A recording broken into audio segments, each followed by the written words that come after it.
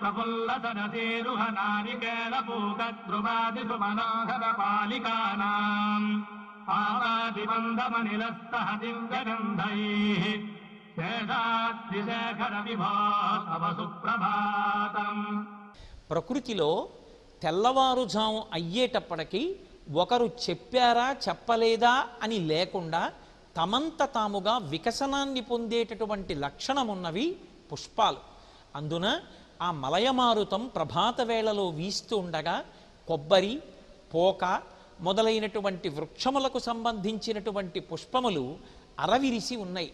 ఈషత్ప్రఫుల్ల సరసీరుహనారికేళ పూగద్రుమాది సుమనోహర పాలికానాం. ఆ మలయమారుతం వీస్తూ వస్తున్నప్పుడు ఈ వికసించినటువంటి పుష్పముల మీదుగా గాలి వస్తూ ఉంటే ఆ పుష్ప సౌరభాన్ని మోసుకొని వస్తోంది. ఈ ప్రభాత వేళలో ఆ విచ్చుకుంటున్నటువంటి పువ్వుల మించి వస్తున్నటువంటి గాలి తీయని వాసనతో సౌరభంతో ఎంత ఆహ్లాదకరంగా ఉందో తెల్లవారుతోందనడానికి ఇది ఒక గొప్ప సూచన కదా. స్వామి నీకు శుభోదయమగుగాక, నిద్ర లేచి భక్తులను అనుగ్రహించదవుగాక అని స్వామిని ప్రార్థన చేసినటువంటి శ్లోకం ఈ శ్లోకం.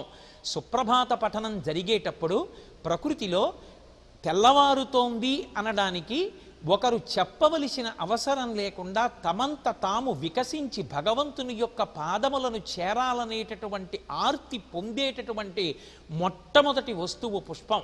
ఆ పుష్పం ఆ బ్రహ్మముహూర్తంలో ఆ అరవిరిసి అది మెల్లిగా విచ్చుకుంటూ బాగా విచ్చుకుంటున్నప్పుడు ఆ అందులో ఉండేటటువంటి సౌరభాన్ని ఆ మలయమారుతం మోసుకొస్తుంటే అటువంటి సమయంలో ఆ ఏడుకొండల మీద నిలబడితే చుట్టూ ఉన్నటువంటి పవిత్రమైన వృక్షముల యొక్క పుష్పముల మించి వస్తున్నటువంటి గాలి ఎంత గొప్ప అనుభూతిని ఇస్తుందో అదిగో తెల్లవారుతోందనడానికి సంకేతం.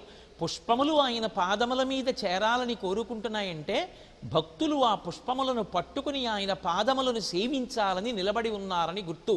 కాబట్టి భక్తులను అనుగ్రహించుట కొరకు స్వామి నీవు నిద్ర లేచి అనుగ్రహించవద్దా అని పరమభక్తితో ప్రేమతో పరమేశ్వరుణ్ణి ఉద్దేశించి పాడినటువంటి సుప్రభాత గీతిక.